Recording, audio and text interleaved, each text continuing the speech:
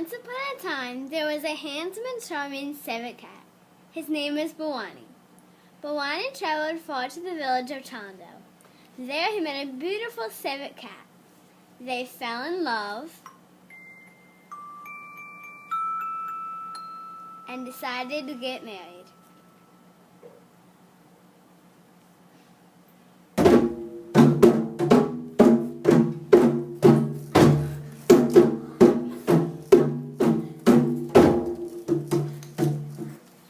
Bawani dashed back to his village where he collected his bride's wealth and began gathering his friends together to join him at his wedding.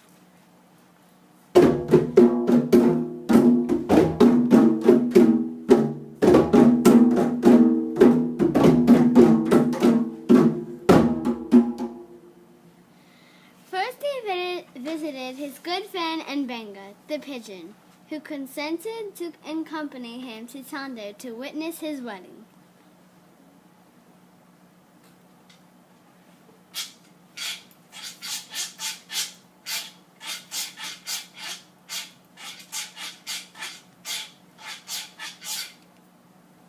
Then Bawani went to Nguma, the python's house, and Python too was glad to be a witness.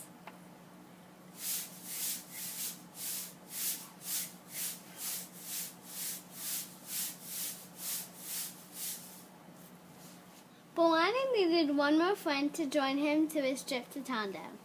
He went to Ulu, the turtle's house. Ulu said he was afraid he might be too slow and might hold them up to the trip to Tondo.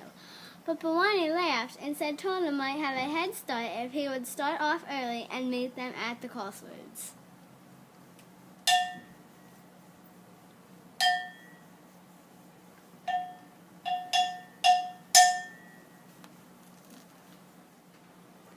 Bawani gathered all his friends together, and soon Bawani and Benga and Nguma and Ulu were on the road to Tondo.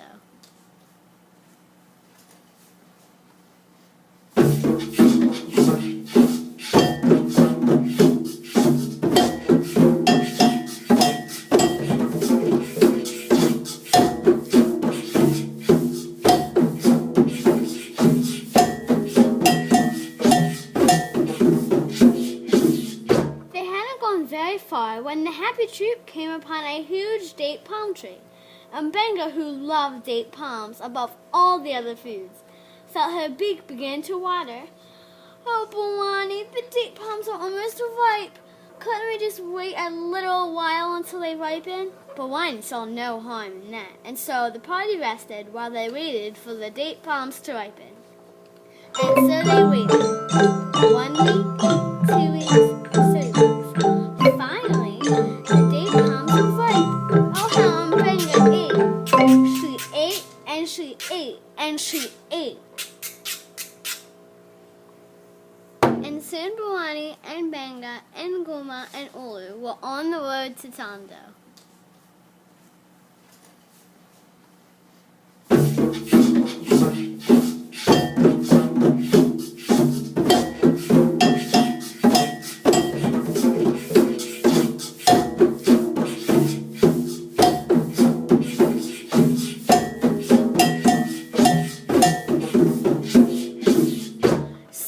Came upon a broad savanna. There, Nguma saw the most perfect, the most fat, the most tasty antelope in all of Africa grazing in the tall grass.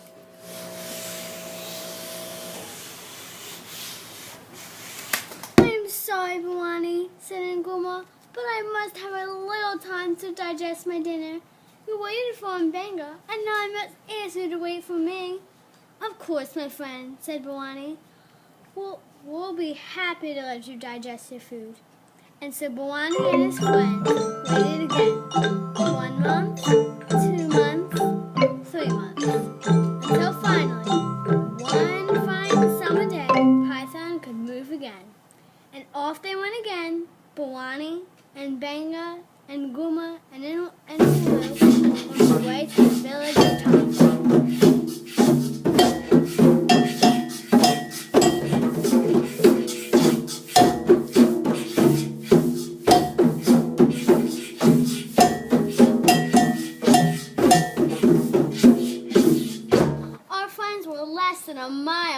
Tondo when a terrible obstacle appeared in their path. It was an old tree trunk. Bawani jumped over it, and Benga flew over it, and Guma slithered around it. But Ulu, poor Ulu, couldn't go over it, or around it, or under it. "Oh, Bawani," said Ulu, "I am stuck here before this old tree trunk. We must all wait until it rots if we are going to go to Tondo." Bawani tried to object, but Turtle reminded him of how that they had waited for Pigeon and Python. There was no arguing with that, so they waited, and they waited. 1 year, 2 years, 3 years. Imagine the jubilation the wedding party felt when at last the old stump crumbled into the ground.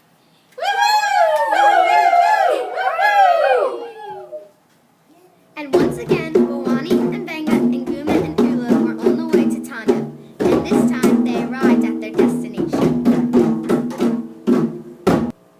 Bawani entered the village of Tondo and found his true love sitting near a basket in the middle of town. "Where have you been?" she asked tersely. Bawani told his love of the trials he and his friends had faced on the road to Tondo. "You waited for a stump to rot? You waited for a python to digest an antelope? You waited for date palms to ripen? Thank goodness I was smart enough not to wait for you." With that, 2 beautiful kittens appeared out of a basket. "Who is this fool?" roared the largest, meanest civet cat Bawani and his friends had ever seen.